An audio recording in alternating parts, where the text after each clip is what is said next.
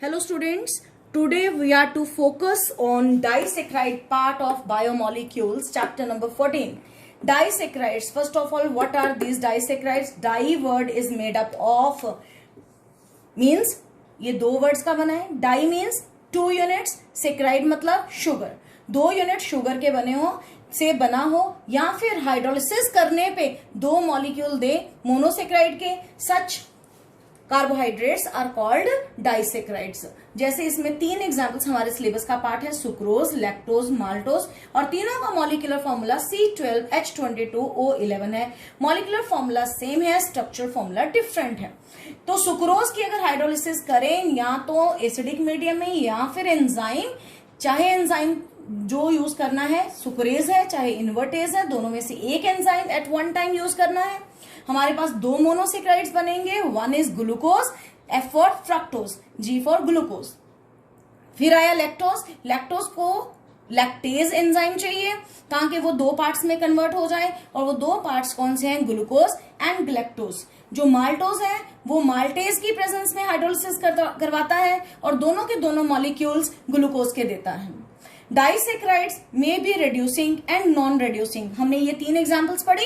इन तीनों में से maltose and lactose are reducing in nature, whereas sucrose is non reducing in nature. और क्योंकि जब ये पार्ट्स, हमने कहा 2 तरह की डेफिनेशन दी है कि disaccharides are those carbohydrates which upon hydrolysis give 2 monosaccharides, या फिर which are made up of 2 monosaccharides. तो ग्लूकोज और फ्रक्टोज जब जुड़ेंगे सुक्रोज बनाने के लिए तो उनके जो कार्बोनाइल वाले पार्ट हैं वो आपस में कंबाइन होंगे, इसीलिए no free aldehydic group is present, so that is called non reducing, whereas lactose and maltose are reducing sugars. अब हम सुक्रोज की सबसे पहले बात करते हैं और उसकी स्ट्रक्चर को पढ़ते हैं. That is very very important part. Sucrose हमें कहां से मिलता है, इसे कहां से बनाते हैं? फ्रॉम शुगर केन और बीट रूट, जो प्लांट्स का पार्ट है.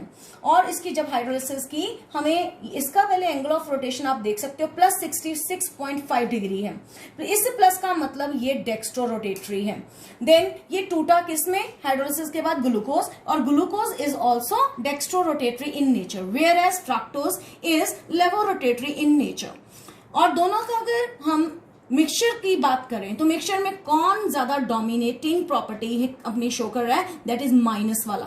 माइनस पॉइंट, इसका value is more as compare to that. So mixture का जो रिजल्ट है, नटशेल है, उसका रोटेशन क्या हो गया? लेवो रोटेटरी.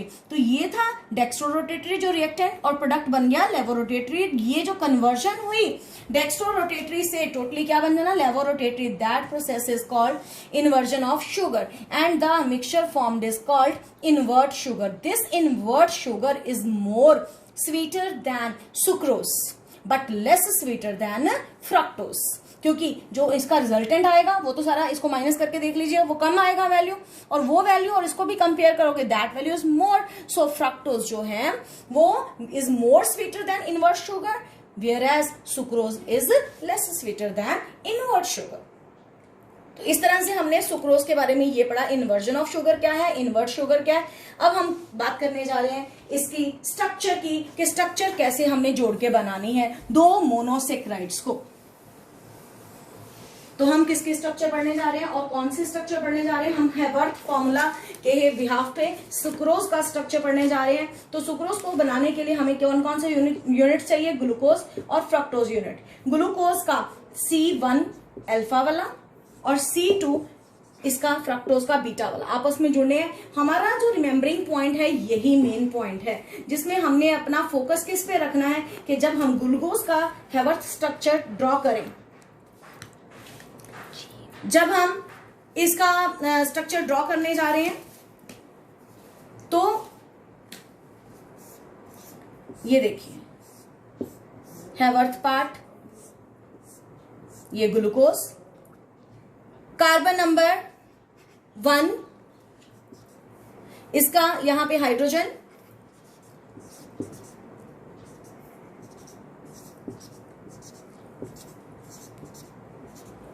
ये 5th कार्बन. हमने बात की इसका कौन सा कार्बन यूज करना है? C1. और ये अल्फा कैसे हुई? क्योंकि H ऊपर रखा है और OH नीचे रखा है. ये कौन सा पार्ट बन गया? ग्लूकोज बन गए। अब फ्रक्टोज बनाने जा रहे हैं, और फ्रक्टोज को कैसे बनाना है, बिल्कुल साथ में रखना या उसी के साथ रखना डिपेंड करता है। कार्बन 1 और 2 आपस में ज्वाइन करवाने हैं तो हमेशा ऊपर और नीचे ही हमें उसको ड्रॉ करना पड़ता है। तो यहां पर इसके OH पार्ट, ये बीटा कैसे हुआ, ये कार्बन 1, हमने कल इसकी स्ट्रक्चर्स डिस्कस की थी, ये कार्बन नंबर 2, तो कार्बन नंबर 2 ये बीटा कैसे है, OH ऊपर CH2 OH नीचे। बाकी जो अपना फ्रक्टोज का कल भी स्ट्रक्चर पढ़ा था, ये बना दिया हमने पूरा फ्रक्टोज। अब मैं आपको फॉर्मेशन ऑफ बॉन्ड दोनों में बताने जा रही हूं कि कैसे ग्लूकोज और फ्रक्टोज मिलके सुक्रोज बनने जा रहे हैं। तो क्या होना है, वाटर मॉलिक्यूल बाहर निकलना है। कैसे, ऐसे, एक का OH और दूसरे का H जब रिमूव हो गया, रिमूव होने के बाद अब क्या बनना है, रिमूव होने के बाद ये ऑक्सीजन दोनों में कॉमन हो जानी है, और ये जो बॉन्ड बना, this bond is called glycosidic linkage, और दूसरा नाम इथीरियल लिंकेज, और तीसरा नाम ऑक्साइड लिंकेज। तो आप चाहे ऑक्साइड लिंकेज बोलिए, ग्लाइकोसिडिक लिंकेज बोलिए, इथेरियल लिंकेज बोलिए, that linkage is called that one. और ये बॉन्डिंग कहां कहां हुई, C1 alpha of glucose and C2 beta fructose के बीच में। This bond is called glycosidic bond, that's for sucrose. अब हम इसके बाद करने जा रहे हैं फॉर माल्टोज। तो देखते हैं कैसे बनता है। तो माल्टोज पहले खुद ही कहां से प्रिपेयर किया जाता है, it is prepared from starch. Starch का मॉलिक्यूलर फॉर्मूला C6H10O5 एंजाइम्स, और डाइएस्टेज एंजाइम के प्रेजेंस में इट गिव्स माल्टोज। इस माल्टोज की फर्दर हम क्या करेंगे, हाइड्रोलिसिस। तो हमें दो मॉलिक्यूल माल्टोज फॉर्मूला C12H22O11, तो इसकी फर्दर हाइड्रोलिसिस करेंगे तो हमें दो मॉलिक्यूल ग्लूकोज के मिलेंगे। ये दोनों ग्लूकोज मॉलिक्यूल्स कैसे कंबाइन करते हैं, तो एक का C1 अल्फा ग्लूकोज और दूसरे का C4 वाला अल्फा कैसे जुड़े हैं, तो हम दोनों यूनिट्स को, दो ग्लूकोज के मॉलिक्यूल्स को पहले बनाते हैं। ये ऐसे बनाया, ये क्या है बच्चों, अल्फा डी ग्लूकोज बना रहे हैं।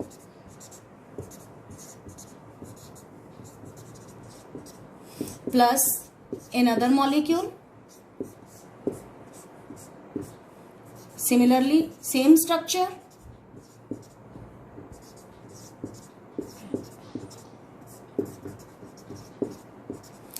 ये कार्बन नंबर 4, ये कार्बन नंबर 1, ये पहले यूनिट का कार्बन नंबर 1 लेना है, दूसरे अल्फा डी ग्लूकोज का कार्बन नंबर 4 लेना है, और दोनों का एक का OH दूसरे के H के साथ मिलके वाटर बाहर गया, और दोनों में कॉमन क्या हो गया, ऑक्सीजन आफ्टर एडिशन। तो this is called glycosidic linkage, और this is the structure for इसके लिए, माल्टोज के लिए। तो ये माल्टोज की स्ट्रक्चर हो गई। Now let's take lactose.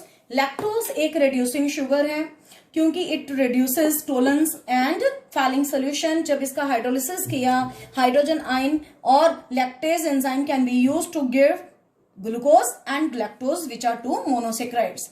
इसमें जो ग्लूकोज पार्ट है इसका रिड्यूसिंग हाफ है और लैक्टोज का नॉन रिड्यूसिंग हाफ।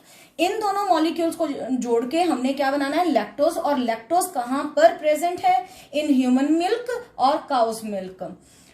और इसमें जब हमने स्ट्रक्चर बनानी है तो दोनों पार्ट्स का ध्यान रखना है। पहले मैं आपको डिफरेंस बताने जा रही हूँ ग्लैक्टोज और ग्लूकोज में, क्योंकि ग्लैक्टोज और ग्लूकोज इनका मॉलिक्यूलर फॉर्मूला तो सेम है, पर जो ग्लैक्टोज है उसमें कार्बन नंबर 4 पे कॉन्फ़िगरेशन चेंज है as compare to glucose. Glucose और इसमें फर्क यही है, जो बीटा वर्ड है वो क्या यूज किया है हमने, क्यों यूज किया है, क्योंकि कार्बन नंबर 1 पे OH ऊपर H नीचे। यहाँ पे भी हम ग्लूकोज का बीटा फॉर्म यूज कर रहे हैं, और हमने कल बनाना सीखा था बीटा फॉर्म कैसे बनाते हैं, OH ऊपर H नीचे। अब यूज होने वाले बॉन्ड्स कौन से हैं, साइड्स कौन सी हैं, इसका C1 और इसका C4। C1 का OH, ये वाले का C1 का OH, इसके फोर्थ के H के साथ वाटर मॉलिक्यूल बना के बाहर, तो इसका OH और इसका H काट देते हैं, और ये ऑक्सीजन दोनों में कॉमन हो गई। This linkage is called glycosidic linkage. With this, disaccharide part of the chapter is over. Thank you. Have a good day.